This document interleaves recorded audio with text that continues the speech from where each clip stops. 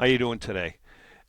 In this hobby over the years, there's been a lot of scams, a lot of shams, a lot of seedy characters that have come through the hobby. Today, that still exists. My name is Tom Zappala, and this is another GACS moment. It's important that when you buy a piece of memorabilia or a card, you need, or an autograph, a picture, you really need to do your due diligence, be vigilant, and make sure it is in fact real.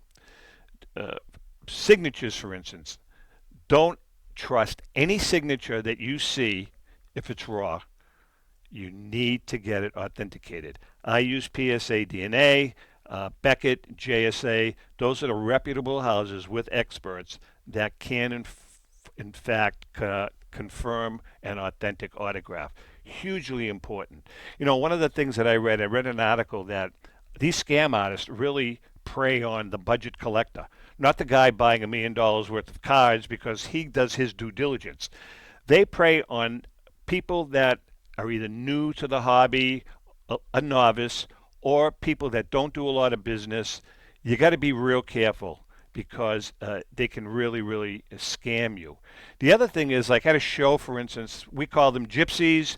You know, be aware of some of these people that circle shows like the National or the Philly show, and they're trying to cut deals on the floor without having a booth. Some of them are legit, but some of them are not legit. And if you have a problem, you're not going to be able to trace them or track them down. Very important. Shill bidding. We all know that there's shill bidding that goes on, especially on eBay. You really need to focus on what you're bidding on. Try to see if there's a pattern, and then make a decision.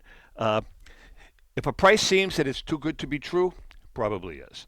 So, I mean, that's just another thing to put into your pipe or in the back of your mind to be aware of. Check serial numbers on cards. If you buy a card and it's a PSA slab, check the serial number. Make sure it's legit before you make the purchase. You can go on the PSA site to find that out. Pay with a credit card. Never pay with a debit card. If you pay with a credit card and you get scammed, you can get your money back. A debit card, sayonara to your money. Photo matching. There are so many experts out there for bats. Guys like John Tobby from JT Sports. For jerseys, you can go to someone like Gray Flannel, who uses photo matching quite a bit, a Heritage or Memory Lane. All the big auction houses, they're pretty good at photo matching items for you if you do decide to sell them. Rings, bats, balls, all of that stuff. It's really important that you do your due diligence before you make a purchase. What else? Let's see. Check the serial numbers, as I mentioned. That's very, very, very important. Listen, bottom line here is that there are guys that trim. We know that. There are guys that forge. We know that. And these guys are all pretty talented. So you've got to be aware. Make sure you're making the right purchase. Speak to the experts before you spend the dough.